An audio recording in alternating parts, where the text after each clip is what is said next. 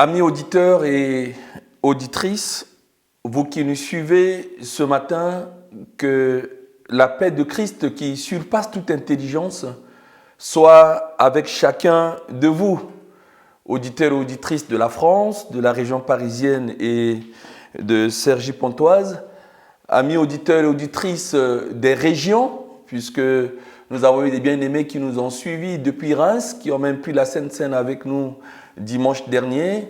Que la paix de Christ soit sur vous, et également à Angers et au-delà de la France, vous qui nous suivez depuis Martinique, que la paix de Christ soit sur vous. Ceux qui nous suivent depuis le Canada, on a eu les échos, que la paix de Christ soit sur vous, et également en Afrique et dans bien de continents. Je ne peux pas tous vous citer, mais que la paix de Christ qui surpasse toute intelligence soit sur chacun de nous. Nous sommes en guerre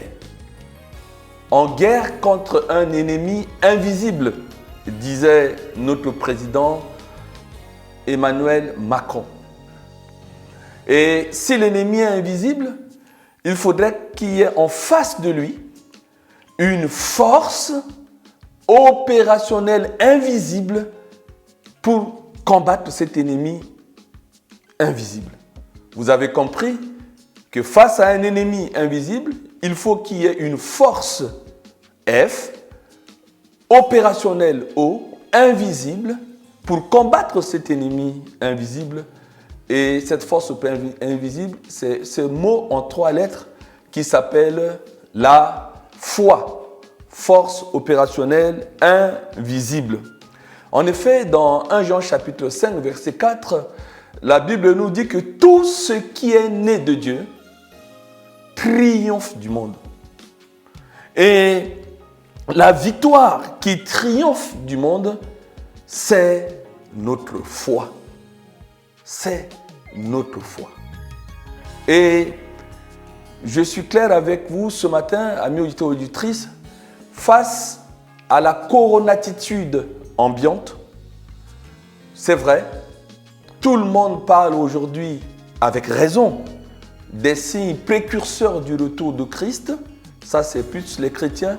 Mais dans le commun des mortels, on parle tout simplement de la fin du monde dont parlent les chrétiens. Mais ce matin, je voudrais m'adresser particulièrement à vous qui êtes déjà disciples de Christ, qui êtes déjà chrétiens.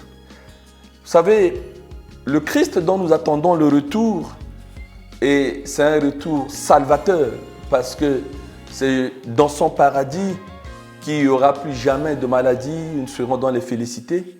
Et alors que nous attendons le retour de Christ, il nous dit et nous pose une question. Dans Luc chapitre 18, verset 8, il dit « Quand je reviendrai, prouverai-je encore de la foi sur la terre ?» Et dans la version parole vivante, c'est encore beaucoup plus clair. Il est dit « Lorsque le Fils de l'homme reviendra, trouvera-t-il encore sur la terre des hommes et des femmes qui ont confiance en lui ?» Vous avez compris qu'il s'agit de la foi confiance.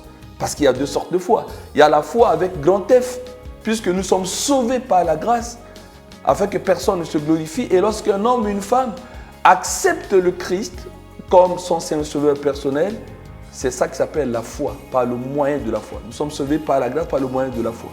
Et ensuite, une fois, quand on est sûr de notre salut, parce que nous sommes sauvés par grâce, dans la vie de tous les jours, nous avons besoin de la foi avec petit f, c'est-à-dire de la foi confiance que nous devons mettre en pratique pour triompher des différentes épreuves que nous pouvons traverser et auxquelles nous pouvons être exposés dans ce monde. Donc la victoire qui triomphe du monde, c'est bel et bien la foi confiance en notre Seigneur Jésus-Christ. Ce serait donc le thème de notre partage ce matin et amis auditeurs, je voudrais vous poser la question tout de suite. Elle est très simple. Est-ce que tu peux répondre à la question de Jésus? S'il revient là aujourd'hui, trouvera-t-il encore de la foi? As-tu confiance en lui? Et je te mets en garde tout de suite. Ne dis pas tout de suite oui, même si c'est souhaitable que tu dises oui. Parce que la réponse à cette question n'a rien de déclarative. Il ne suffit pas de dire « j'ai confiance, j'ai foi en Jésus » pour que tu puisses l'avoir. La réponse à cette question est pratico-pratique. Il faut un passage à l'acte. La foi n'a rien à voir avec la théorie. La foi, c'est de l'acte. C'est un geste. C'est quelque chose de précis que tu dois marquer pour montrer que tu as confiance en Jésus, pour montrer que tu as de la foi. La Bible fourmille de ces exemples, des exercices pratiques de foi. Nous nous souvenons dans le livre de Matthieu chapitre 14 où Jésus était en train de prêcher face à la foule et après, à la fin de la prédication, il ordonne à ses disciples, allons à l'autre rive, laissez-moi monter dans la barque, aller à l'autre rive pendant que moi, je vais renvoyer d'abord la foule. Les disciples partent, montent dans la barque, partent, il renvoie la foule et comme à son habitude, il va sur la montagne pour prier. Et pendant qu'il priait le soir venu, il est dit qu'il y avait un grand vent, une tempête qui était là. Et Jésus dit, mince, mes disciples sont en danger, je vais aller pour les secourir, pour les encourager.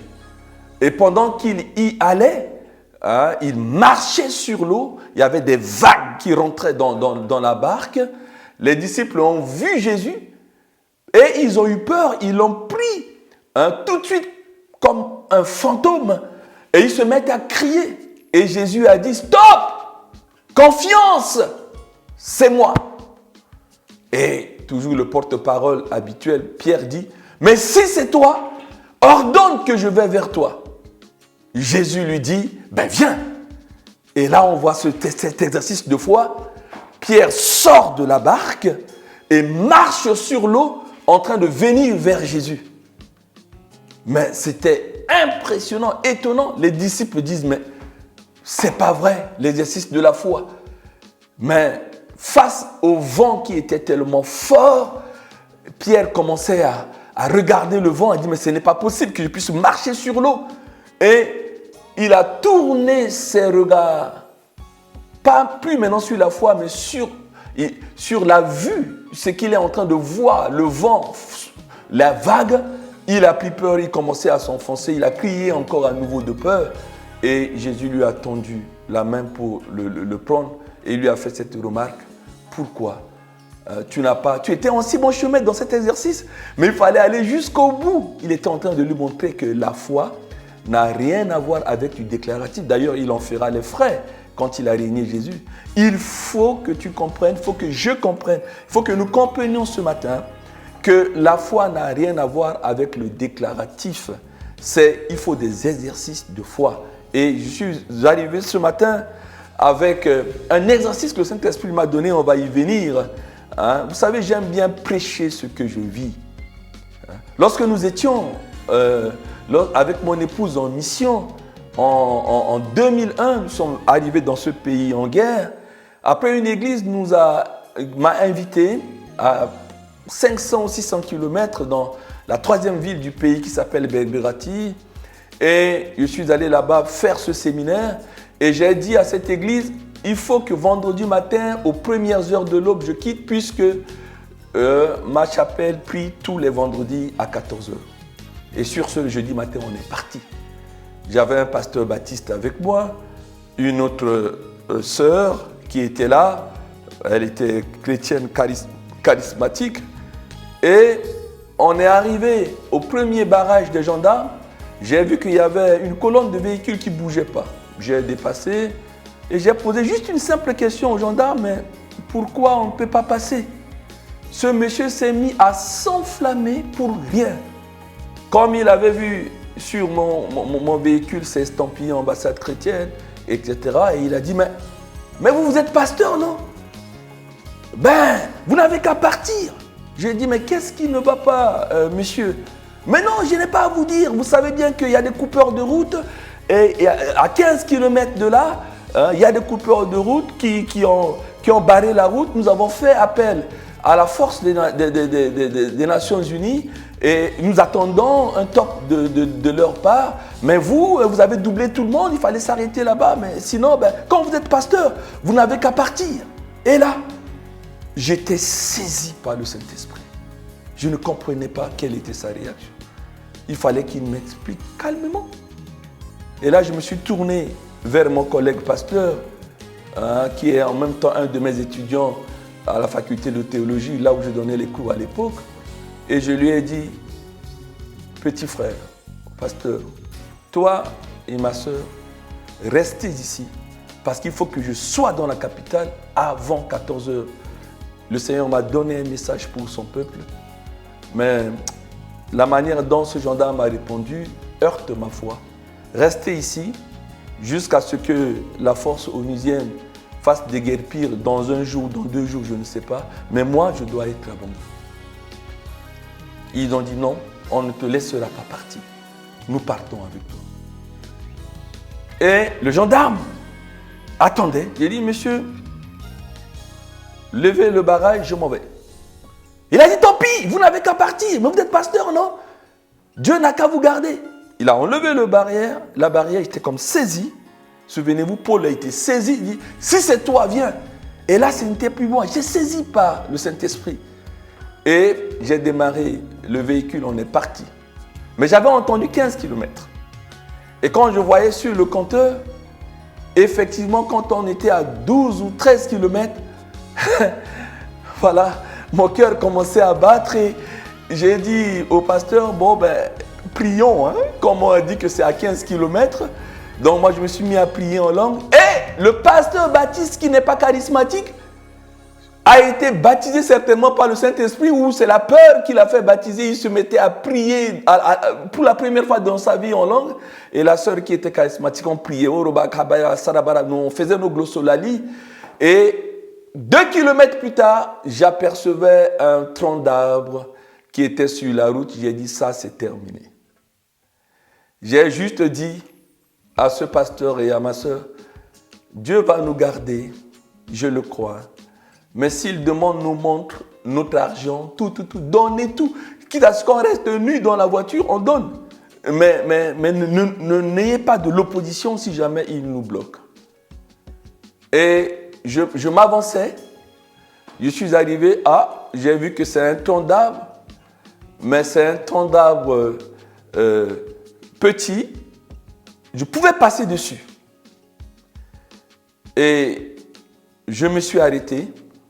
Je suis sorti de la voiture, je tremblais comme une feuille.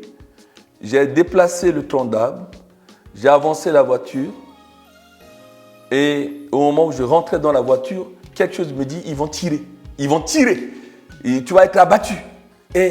Mais j'étais pris, saisi par la foi.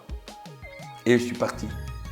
5 kilomètres après, j'aperçois un véhicule militaire avec des militaires. C'était la force multinationale des Nations Unies qui était là. Ils m'ont bloqué. Et comme j'avais également une activité d'aumônier militaire, ces gens-là me connaissaient, mais je ne savais pas. Parce que j'ai eu à prêcher lorsqu'un militaire était mort. Et c'est moi qui suis allé prêcher là-bas. Et ils m'ont bloqué. Quand j'étais dans la voiture, j'ai dit priez. Je pensais que c'était les rebelles, puisque les rebelles aussi, ils avaient des tenues militaires. Je ne savais pas que c'est la force onusienne. J'avais tellement de battements de cœur. Il a dit avancez. Et au moment où j'avançais pour venir, j'étais vraiment comme une feuille sèche, morte.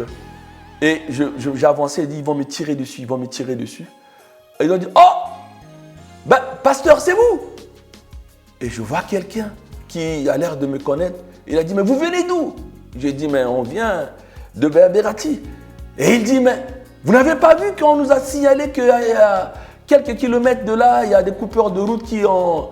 J'ai dit, certainement ou peut-être, il y a un tronc d'arbre, mais moi je dois prêcher dans la capitale et je m'empressais pour ça.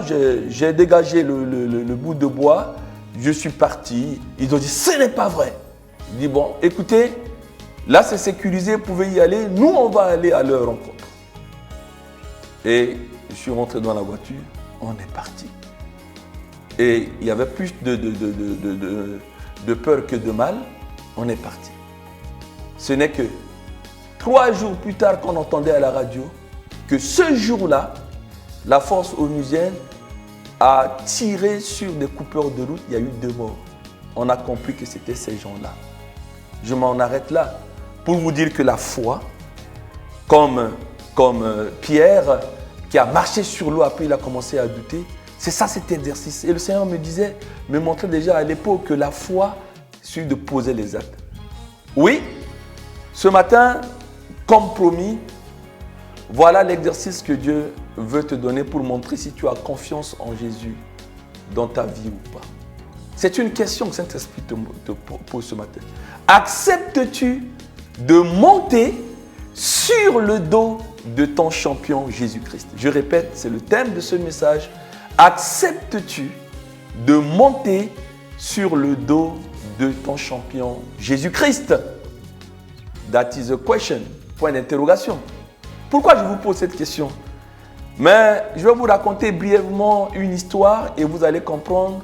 Je ne vais pas être long ce matin. Vous allez comprendre à partir d'une histoire. C'est l'histoire d'un célèbre funambule français. Alors, je dis tout de suite, qu'est-ce que c'est qu'un funambule? C'est quelqu'un qui marche ou qui danse sur une corde tendue. Voilà. Ce mot a pour synonyme un acrobate ou un équilibriste. Et ce célèbre funambule, il s'appelle Jean-François Gravelet.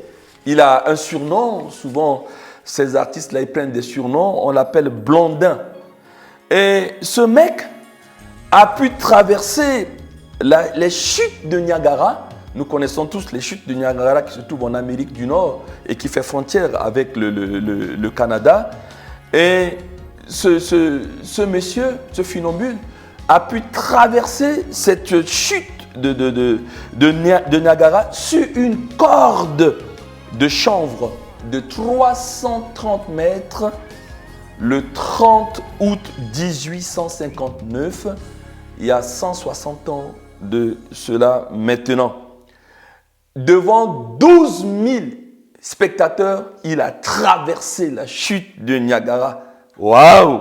Sous une pluie d'acclamations, sous une pluie d'ovations. Et écoutez bien, écoutons bien, il traversait en faisant plusieurs démonstrations. Quand il traversait, il faisait des sauts que nous pouvons qualifier de périlleux, en avant, en arrière. Les gens acclamaient et il traversait. Il est arrivé au bout, il dit encore aux gens, je vais repasser. Et cette fois-ci, donnez-moi une chaise. On lui a donné une chaise. Et il arrivait à s'asseoir sur une chaise, sur cette corde-là. Il a traversé, sous une pluie d'acclamations. Ensuite, il dit encore aux gens, vous savez ce que je veux faire? Donnez-moi un réchaud. On lui a donné un petit réchaud. Il a su cuire un repas, je ne sais pas si c'est une omelette qu'il a fait, en traversant, sous une pluie d'acclamations. Il dit, est-ce que vous avez confiance en moi? Oui, vous avez confiance en moi. Oui, vous me croyez capable de retraverser encore? Oui. Ben cette fois-ci, donnez-moi un sac, je vais mettre sur ma tête. Il a pris un sac sur sa tête, il a retraversé encore sur cette corde d'acier. Pluie d'acclamations. Après, il dit encore, donnez-moi une brouette. Il a pris une brouette, il a traversé la chute du Niagara avec cette brouette. Il a dit, avez-vous confiance en moi? Il a dit, bon, je vais faire un dernier exercice. Et c'est ça le thème du message. Il a dit à ces 12 000 spectateurs, est-ce qu'un de vous peut accepter de venir monter sur mon dos, vous qui avez confiance en moi, comme ça on va traverser et le spectacle va finir. Silence radio. Tous ceux qui l'ont acclamé, personne n'a accepté de venir monter sur son dos. Silence total. Tous ceux qui l'ont acclamé, disais-je, tous ceux qui l'ont ovationné, disais-je, il a fait cet amer constat. Et il leur a dit, mais finalement, vous m'acclamez des lèvres et vous m'acclamez des mains. Mais en réalité, personne ne croit vraiment en moi. Parce que si vous croyez en moi, mais qu'une personne se lève et monte sur mon dos, s'il vous plaît, silence radio. Et là, il a dit, bon, je vais quand même le faire avec mon agent, mon salarié, qui s'appelle Harry Colcord, retenez seulement Harry, c'est son agent. Et son agent est venu, est monté sur son dos et il a traversé toujours sous les mêmes acclamations, les mêmes ovations, et il a traversé. Cette histoire est terminée. Qu'est-ce qu'on peut en tirer? Vous savez que la foule a toujours acclamé Jésus. Jésus a dit, mais vous me suivez parce que j'ai fait le miracle de la multiplication des pains. Mais moi, ce que je veux, c'est que vous me suivez pour que je vous donne le pain de vie. Aujourd'hui, il y a deux camps. Est-ce que tu fasses partie des camps de ceux qui acclament Alléluia, glory to Jesus. Oh, mon Jésus, il est merveilleux. Est-ce que tu as la foi dans les lèvres? Tu as la foi dans les mains? Ou tu as la foi dans les actes qui posent des actes? Et je termine en disant, comment monter concrètement sur le dos de notre champion Jésus-Christ? Je vous donne une dernière image, c'est l'image d'un billet aller, un billet d'avion aller. Quand quelqu'un paye juste un billet d'avion aller, c'est qu'il va s'installer quelque part. Il ne sait pas quand est-ce qu'il va retourner. Et le Saint-Esprit me montrait que dans notre vie, nous devons accepter d'avoir un billet aller. Et la Bible fourmille des exemples. Ce n'est jamais la foule qui doit exercer la foi. C'est toujours une personne comme Harry qui est agent. Et si tu es véritablement agent de Jésus, si tu es véritablement disciple de Jésus, alors tu verras dans la Bible, c'est souvent un seul Harry, deux seuls Harry, un troisième Harry, un quatrième Harry, mais jamais la foule. Pensons au billet aller de Job, qui a souffert dans son corps et il a dit, quand bien même il me tuerait. C'était son billet aller. Je ne cesserai de croire en lui. Job voulait dire par là que je sais que Dieu peut me guérir. Mais s'il ne me guérit pas, je continuerai de croire en lui. Certainement, le temps que j'aille auprès de lui est arrivé. Mais il n'a pas douté. Voilà la maturité spirituelle. Même si tu souffres comme Job, une souffrance telle, lis l'histoire de Job. On dit sa bouche puait comme ça. Sa femme même en avait marre. Tu dois pouvoir faire cet exercice et pendant ce temps-là, tu dis à Dieu, je sais que tu peux me guérir. Mais si tu ne le fais pas, tu ne me donnes pas un billet au retour, eh bien, je ne cesserai de croire en toi. Ceux qui prennent des notes verront dans Job chapitre 13, verset 15, et Job a eu son billet de retour en Job chapitre 42, verset 1. Puisqu'il a eu un billet de retour, il a eu le double. Un deuxième exemple, ce que je vous ai cité il y a 15 jours, puisque le Saint-Esprit me donne cette occasion de venir un dimanche sur deux pour vous donner le message. Et il y a 2 dimanches de cela, je parlais de la foi d'Abraham. Et Abraham a pris aussi un billet aller. Il est parti avec son fils.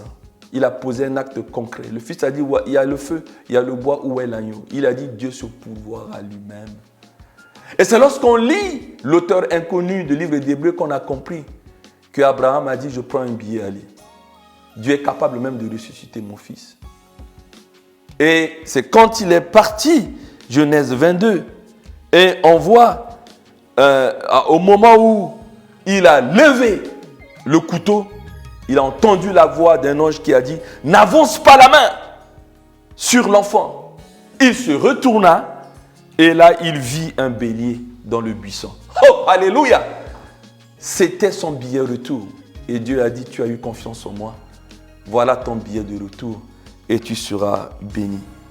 On pense au billet aller de Shadrach, Meshach et Abednego qui disait au roi Nebuchadnezzar, voici notre Dieu que nous servons peut nous délivrer de la fournaise. Nous ne pouvons pas idolâtrer une statue. Sinon, ô roi, même s'il ne nous délivre pas, ô roi, sache qu'on ne priera pas, eh bien, tes statues. Et là, on a vu clairement, on les a jetés dans la fournaise ardente. Ils n'avaient pas de billet retour. Mais Dieu, dans sa grâce, Daniel, chapitre 3, verset 25, leur a donné un billet retour, puisqu'il a fait intervenir un 4e sapeur-pompier qui était là avec eux. Et le roi et tous ceux qui étaient là ont dit, mais on a jeté 3 Hébreux, mais il y a un 4e, vous voyez pas, il y a un 4e avec eux. Billet retour, alléluia. C'est du concret. L'épreuve, la fournaise symbolise la dureté d'une épreuve que tu es en train de traverser. Est-ce que tu peux dire, Seigneur, je crois en toi, même si tu ne me sors pas de là, sinon je continuerai de croire en toi. Et que dire? Que dire? Oui, de ce décret de 30 jours. Il y a beaucoup de décrets qui sont en train de se signer aujourd'hui. Mais à l'époque de Daniel, un décret de 30 jours, basé sur la jalousie, parce que le roi aimait Daniel, il voulait le nommer. Les gens étaient jaloux de lui, ils n'ont trouvé aucune négligence dans son travail. Mais comme ils savaient que Daniel priait 1h le matin, 1h midi, 1h le soir, eh bien ils sont allés faire un décret. Et le roi a signé. Il a dit dans un délai de 30 jours, tous ceux qui ne prieront pas Darius, le roi, eh bien seront jetés dans la fosse aux lions. Comme ils savaient que Daniel était un homme de prière, ils sont venus, ils ont pris Daniel en flagrant délit. Et Daniel a accepté d'aller dans la fosse aux lions. Mais Dieu a dit, je vais te donner un billet retour. Puisque dans Daniel 6, verset 22, le roi lui-même a dit au petit matin, Daniel, Daniel, est-ce que ton Dieu que tu sers avec persévérance t'a sauvé? Il a dit, oui, roi. Mon Dieu a envoyé son ange et fermé la gueule des lions parce que j'ai eu confiance en lui. Et le roi a dit, parce qu'il a eu confiance en son Dieu, il a eu son billet retour. Voilà, ce message est terminé, mon frère, ma soeur. Je voudrais te dire que nous devons donner tout le conseil de Dieu à vous, enfants de Dieu. On ne peut pas vous prêcher une parole de Dieu à l'eau de rose. Nous devons avoir de la maturité spirituelle. Dieu, il n'est pas que celui qui va obligatoirement nous délivrer. Il peut. Mais s'il décide autrement, notre foi doit dépasser cela. Vous voyez, dans la Bible, Dieu n'a pas donné un billet de retour à Jean-Baptiste. Et sa tête a été coupée, mise sur un plateau. Et Jésus disait que dans Luc chapitre 7, que de tous les hommes nés de femmes, il n'y a pas plus grand que Jean-Baptiste. Mais Dieu ne l'a pas sauvé. Comme il a pu sauver Pierre en envoyant un ange dans la prison. Et Jean-Baptiste y est passé. Que dire d'Étienne, qui a dit un discours de vérité, le discours d'Étienne. Et les gens se sont mis à le lapider. Et c'était le chef de bande, était Saul de Tarse. Il a crié, Père, ne leur impute pas ce péché. Dieu ne l'a pas délivré à ce moment-là. Et il est mort. Oui, acceptons cela. Même si notre Dieu accepte, on est ses amis comme Lazare. Pendant 4 jours, il n'est pas venu. On est mort. C'est à lui de décider. Au bout de 4 jours, il peut venir nous ressusciter. C'est marqué que Lazare était l'ami de Jésus. On a envoyé lui dire, ton ami. Vous savez, l'ami, c'est plus fort même qu'un frère, hein, si j'ose m'exprimer ainsi. Parce qu'un ami, c'est quelqu'un en qui on se confie. On se confie plus à un ami qu'à son père, qu'à sa mère, qu'à ses frères et sœurs. Et puis une fois qu'il nous trahit, oui, on comprend. Mais un ami, c'est un confident. Et la Bible dit que lorsqu'on applique la parole de Dieu, on n'est plus ses serviteurs, on devient ses amis. C'est une dimension forte. Ami, il y a âme dedans. Voilà. Et Lazare, quand il était malade, je crois qu'il avait confiance en Jésus. Jésus ne l'a pas guéri, mais 4 jours après, il l'a ressuscité. Que notre foi aille jusque-là et que nous puissions vraiment mettre notre confiance en Jésus. Levons-nous à notre place et je vais devoir prier. Père, merci pour tes enfants qui ont suivi ce message que tu m'as mis à cœur par ton Esprit Saint. Donne-nous de grandir dans notre foi et de poser des actes concrets, d'accepter de monter sur ton dos et de traverser même sur une corde raide, comme à l'exemple de ce funambule. Seul son agent est monté sur son dos. Nous sommes plus que tes agents. Nous sommes tes enfants. Nous sommes tes amis. C'est en toi que nous croyons.